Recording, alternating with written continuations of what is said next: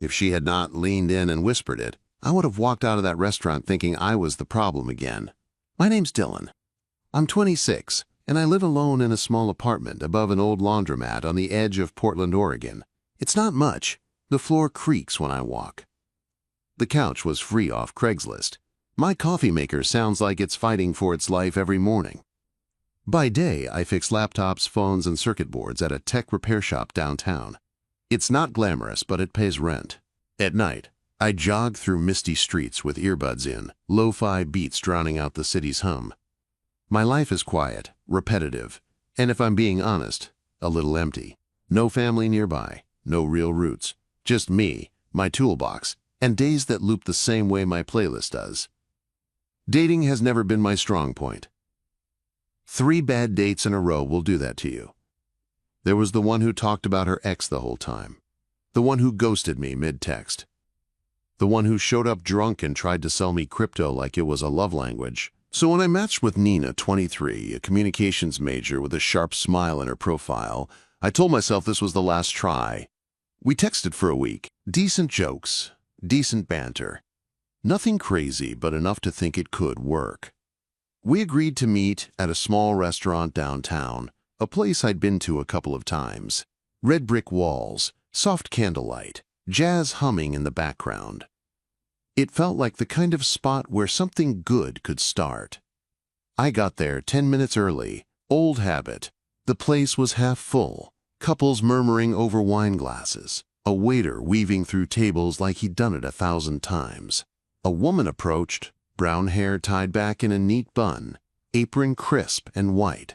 She had a calm way about her, like a dinner rush could hit, and she still would not crack. Her name tag read, Sophie. Evening, she said, warm but professional. Table for 2, I said. I'm waiting for someone. She nodded and led me to a small table by the window. The glass was streaked with rain, Portland doing what Portland does. I sat down and flipped the menu open, trying not to check my phone every 10 seconds. Nina showed up 7 minutes late. She walked in with her phone already in hand, heels clicking on the hardwood. She looked like her pictures. Blonde hair, sharp cheekbones, black dress that probably cost more than my rent. But her smile was tight, like it had a timer on it. She slid into the chair across from me, no apology, no warmth. She set her phone face up on the table. The screen glowed with notifications like it was the real date. I tried to start easy. How's your day been? I asked, leaning forward a bit. Fine, she said, eyes flicking to her phone and back. Her fingers were already tapping the screen. The fake nails made sharp little clicks, like a metronome keeping time to her disinterest. I pushed on. I talked about my job, how I'd spent the morning untangling a laptop's fried motherboard, how some people treat electronics like they're magic instead of machines. Sounds like you just fix broken phones, she said, not looking up. No curiosity, no follow-up, just a flat statement. I forced a grin. Yeah, something like that. I tried again with a story that actually meant something to me. I told her about fixing my aunt's phone after her husband passed. It was beat up, barely working, but it was full of photos she could not lose. I spent hours recovering them, and when I handed it back, she hugged me like I'd brought him back to life. It's one of those moments that stays with you. Nina barely glanced up. That's cool, she said, thumb still scrolling. There's this guy on TikTok who does that. You seen him? I blinked. No, I don't really do TikTok. She shrugged, eyes glued to her screen. You should. He's got like 1 million followers. It hit me then. I was talking to a wall with great cheekbones. The jazz in the background seemed louder than our conversation. I sipped my water and glanced around the room. Sophie was at another table refilling a couple's wine glasses. Her movements were smooth and steady. She caught my eye for a split second, and I swear there was a flicker of something. Sympathy, maybe, or understanding. Like she could see how this was going without me saying a word. Nina ordered without looking at the menu. Salmon, but no herbs. Like none at all, she told Sophie, her tone sharp, like she was talking to an app instead of a person. Sophie nodded and wrote it down. Her face stayed neutral, but her eyes were alert, taking everything in. I ordered a burger, Kept it simple. When Sophie walked away, I tried one more time. "So you're studying communications, right? What's that like?" Nina sighed, like the question was work. "It's fine. A lot of group projects. Kinda boring." Her phone lit up again, and she was gone. By the time the food came, I'd given up. We ate mostly in silence, broken only by the clink of her nails on her screen. Sophie came by to check on us. "Everything okay here?" she asked, and her eyes held mine a beat longer than they needed to. I nodded and managed a weak smile. "Yeah." "All good." Nina did not even look up. "Yeah." When Nina finished, she stood fast, like she could not get out of there quick enough. "I got to run," she said, grabbing her purse. "Thanks for dinner." No offer to split the bill, no real goodbye. She was out the door before I could even decide if I was supposed to stand up. I sat there staring at my half-eaten burger, feeling like I'd just wasted 2 hours of my life. The restaurant felt emptier, the jazz a little sadder. Sophie came over to clear the table, stacking plates with quiet care. She set the bill down in a small black folder. Then she paused, her hand lingering on the table like she was choosing her words. "If it was me," she said, voice low, almost a whisper, "I would have stayed." I looked up, caught off guard. Her eyes were steady, not flirty, not playful. Just honest, like she meant every word. Before I could respond, she turned and walked back toward the kitchen, leaving me there with her whisper hanging in the air like it mattered. I paid the bill, but my mind stayed stuck on that moment. Those words were not romantic, not exactly, but they hit something deep, something I didn't realize I'd been missing. When I got home, I checked my email and saw the receipt from the restaurant system. At the bottom, in neat handwriting, there was a note. "If you need someone who listens, I'm on the evening shift. S." I sat on my couch, my lo-fi playlist humming through my speakers, and read that note again. For the first time all night, I didn't feel alone. I told myself I was not going back. That was the sensible thing. I had no business chasing a waitress just because she said one kind sentence when my pride was bleeding out on the table. I was tired of reading into things, tired of hoping and getting disappointed. So I tried to fall back into my routine. Work, jog, frozen dinner, bed. Simple. But the next evening, right around the time my shift ended, I caught myself staring at my phone like it had answers. Then I saw the note again. "If you need someone who listens, I'm on the evening shift." I didn't even think about it. My body moved before my brain could argue. I grabbed my jacket and headed downtown. Portland rain tapped the windshield the whole drive like it was pushing me forward. The restaurant windows glowed warm through the mist, and my stomach flipped in that stupid way it does when you're about to do something you can't take back. The bell above the door jingled when I walked in. It was quieter than the night of my date. A couple in the corner shared dessert. A guy in a hoodie typed on a laptop like he was racing a deadline. The jazz was soft, almost swallowed by rain against the glass.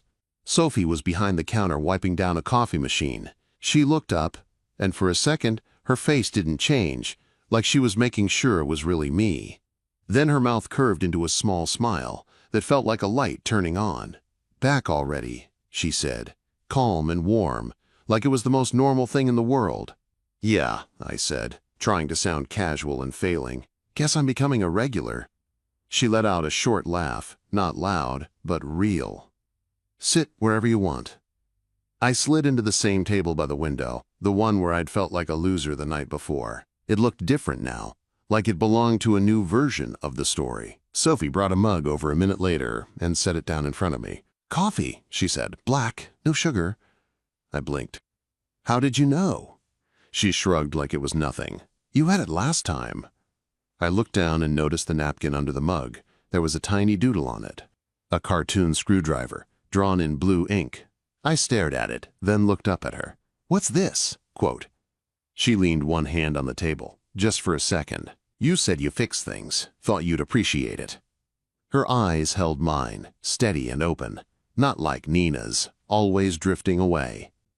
Sophie looked like she was actually here with me. I didn't know what to do with that, so I did the only thing I could. I smiled. "It's good," I said. Her smile softened, like she liked hearing that more than she expected to. "You hungry?" "Not really," I said. "Just needed coffee." She nodded like she understood exactly what I meant, then walked away to check on the other tables. I watched her move through the room. Smooth, quiet confidence. Like she'd learned how to handle people without letting them bruise her. When she came back, she didn't rush off right away. She stood near the window, wiping the same clean table like she was giving me time. "So," she said, voice light, "how's the dating world treating you?" I let out a dry laugh. "You saw it." "I did," she said, and there was a hint of something protective in her tone, not jealous, just human. She wasn't like that on her profile, I admitted. I thought it would be different. "Profiles are just highlights," Sophie said. "Real people are the whole messy video."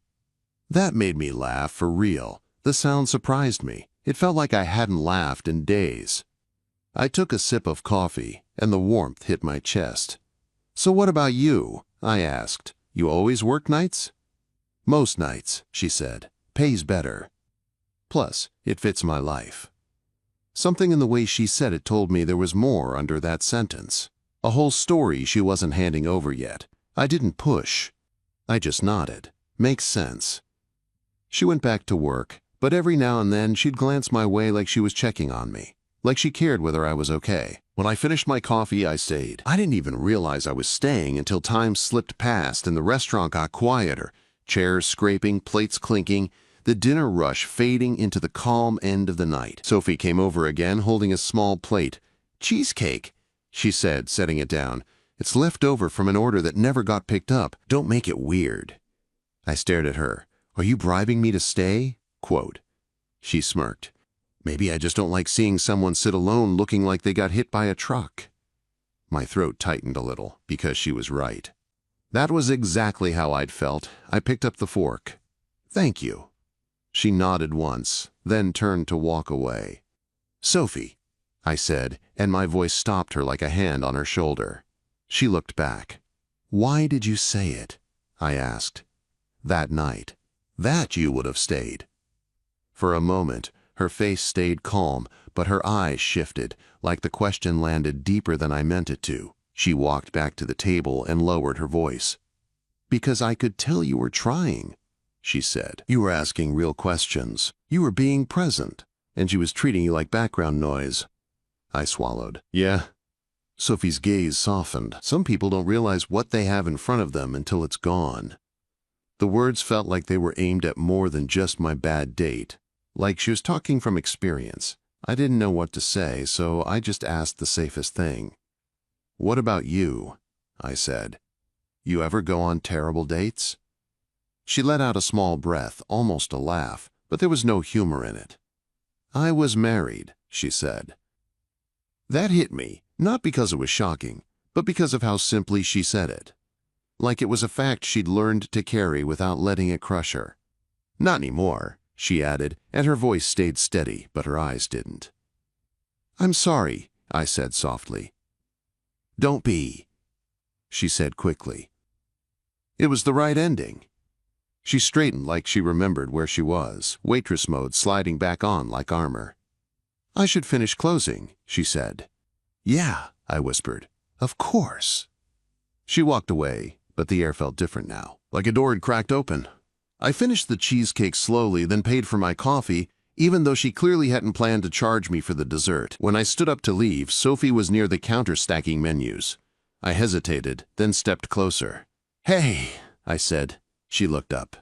"I don't want to be weird," I told her, "but I'm glad I came back." For a second, the tough, steady waitress face softened, and she looked almost shy. "I'm glad you did too," she said. I nodded, heart thumping harder than it should have for something so simple. Outside, the rain hit my face cold and sharp. I should have felt tired, ready to go back to my empty apartment above the laundromat. But I didn't. I felt lighter. And that scared me, because the last time I felt that way, life had taken it away. As I walked to my car, my phone buzzed. I almost ignored it, but I glanced down. A notification. Sophie had followed me. The next morning, I stared at my phone like it had caught fire. Sophie had followed me. It should not have meant much.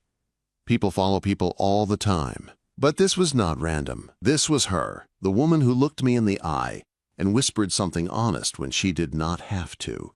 The woman who drew a tiny screwdriver on a napkin like she was saying, "I see you," without using the words. I sat on my couch above the laundromat, listening to the dryer's thump below, and tried to act normal. I failed. My life had been quiet for so long that even a small thing, like a follow, felt loud. I typed a message, deleted it, typed again, deleted again. Finally, I sent the simplest thing I could. "Hey, thanks for last night. The coffee and the cheesecake." Her reply came 10 minutes later. "You're welcome. You looked like you needed it. You okay today?" I read it twice. My chest warmed in a way I did not know what to do with. "Yeah," I wrote back. "Better. I might stop by after work if that's not weird." It took her a minute this time. "Not weird. I'm on tonight. Same table." All day, I moved through the repair shop like I was underwater.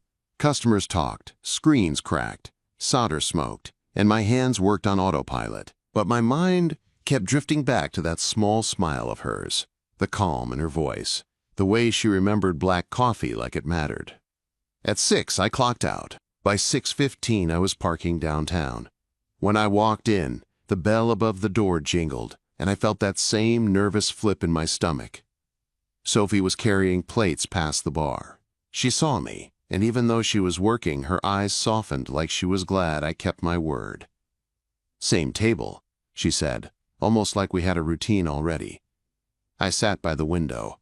The rain streaked the glass. The jazz hummed low. My shoulders loosened like the room was letting me breathe again. Sophie brought my coffee, black, no sugar, and the napkin under it had a new doodle, a tiny rain cloud with a little smile.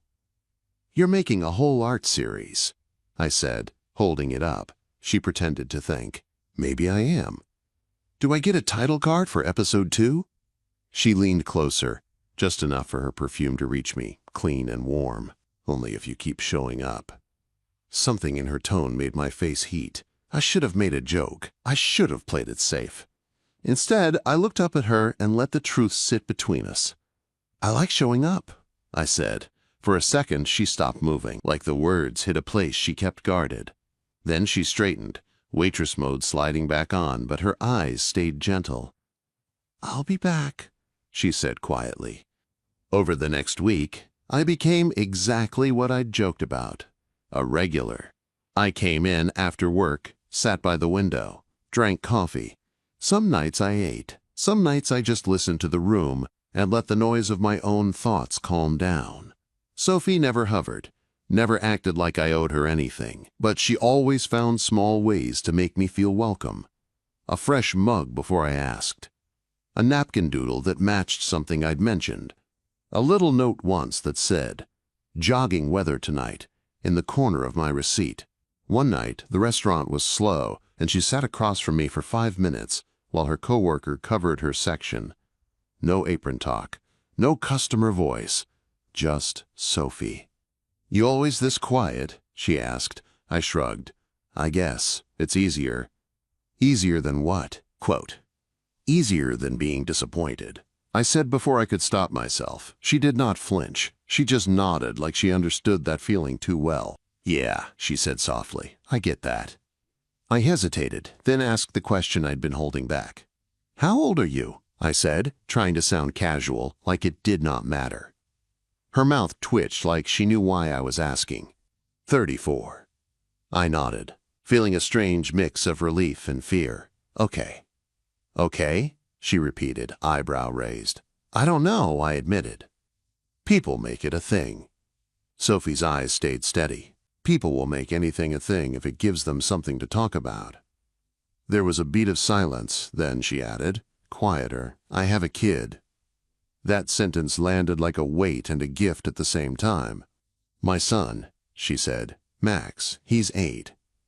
I did not speak for a second because I wanted to say the right thing and I did not trust myself not to mess it up. Finally, I said, "Does he live with you?"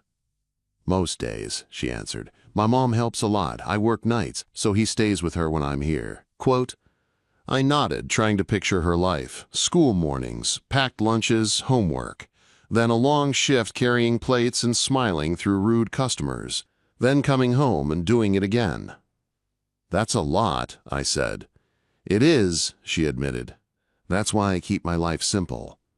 Her eyes met mine, and I felt the real meaning under her words. That's why she had been careful with me. That's why she hadn't been flirty, why she'd been honest instead. She was not playing games. She was protecting her life. "You're not simple," I said quietly. "You're strong."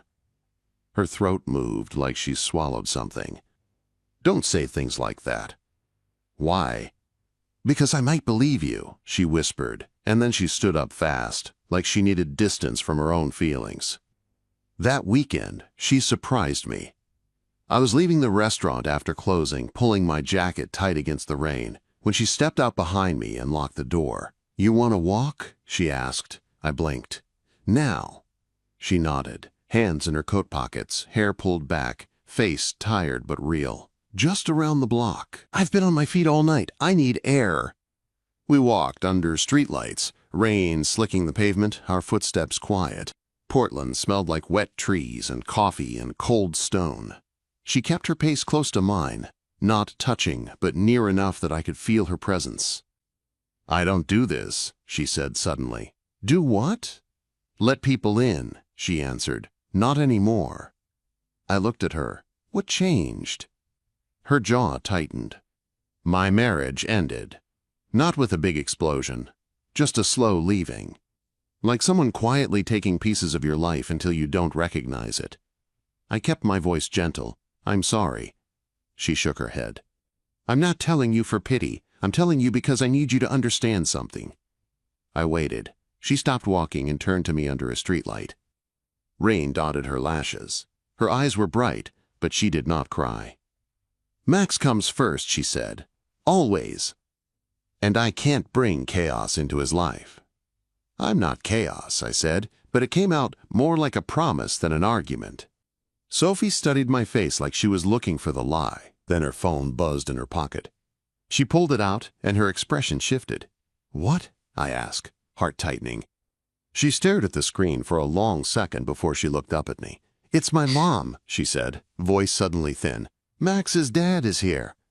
My stomach dropped. "Here where?" "At her place," Sophie said. "He hasn't shown up in months, and now he's there, asking questions, asking about me." The rain felt colder. Sophie's hand shook slightly as she held her phone. "I need to go," she said, already stepping back. "I'm sorry. I can't do this right now." "Sophie," I said, and my voice stopped her again.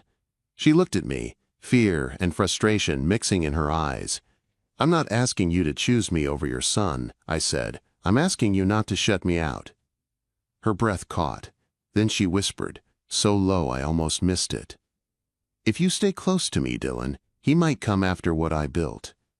And before I could answer, she turned and hurried into the rain, leaving me standing under the streetlight with one question pounding in my chest. Was I about to lose her right when she finally let me in? I did not sleep that night. I lay on my couch above the laundromat, listening to the spin cycle thump like a heartbeat under my floor, and all I could picture was Sophie's face under that streetlight. The way her voice shook when she said Max's dad was back. The way she looked at me like she wanted to run and stay at the same time. By morning, my eyes felt like sandpaper. I stared at my phone, waiting for a message that did not come. I told myself to give her space. I told myself she was dealing with something heavy, and she did not owe me updates. Then I thought about what she said. "If you stay close to me, he might come after what I built." That sounded like fear. Real fear. Not drama. Not romance. The kind of fear you learn the hard way. So I did the only thing I could think of. I showed up. Not at her mom's house. Not at her apartment. I did not know those places, and I was not about to barge into her life like I had a right to it. I showed up at the restaurant before her shift. At the time, I knew she would be there. I sat at my usual window table, coffee in front of me, hands clasped tight, forcing myself not to stare at the door every 2 seconds. When she walked in, she looked like she had not slept either. Hair tied back, no makeup, hoodie under her jacket, eyes tired but sharp. She froze when she saw me. For a second, I thought she might turn around and leave. Instead, she walked over slowly, like her feet were heavier than usual. "Dylan," she said, and her voice was soft but tense. "You should not be here." "I'm not here to make it harder," I said. "I'm here because I meant it when I kept coming back." She stared at me. The restaurant was quiet. Chairs still upside down on tables, the smell of cleaning solution and old coffee hanging in the air. "What if he shows up?" she asked. "What if he sees you?" "Then he sees me," I said. "But you are not alone." Sophie's jaw tightened. "You do not get it. He does not care about me. He cares about control. If he thinks someone is stepping into my life, he will try to ruin it. He will try to scare Max. He will try to take things." Quote, my chest squeezed. "Did he ever hurt you?" She went still. Not answering was an answer. Her eyes dropped to my hands like she could not look at my face while she spoke. "He never hit me," she said finally. "But he broke things," he yelled. "He made me feel small." Then he would act nice again, like it was my job to forgive him. I swallowed hard. "And now he is back." Sophie nodded, blinking fast. "My mom said he was calm, smiling, like he was just checking in. But he asked where I work. He asked about Max's schedule. He asked if I was seeing anyone." Her voice cracked at the last part. I leaned forward, keeping my voice low. "What do you want to do?" She let out a shaky breath. "I want him gone. I want my life back." "Okay," I said. "Then we do this smart, not loud. Not messy." She looked up. "We?" Quote. I held her gaze.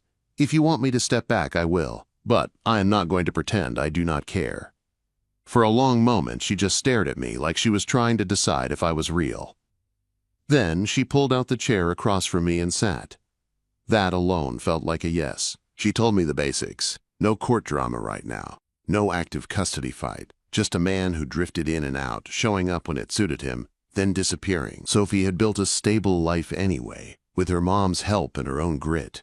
Now he wanted to knock on the door again, and Sophie was terrified that opening it even a crack would let him flood everything. "I hate that I'm scared," she whispered. "I hate that it still works on me." "You're not weak," I said. "You're protecting your kid."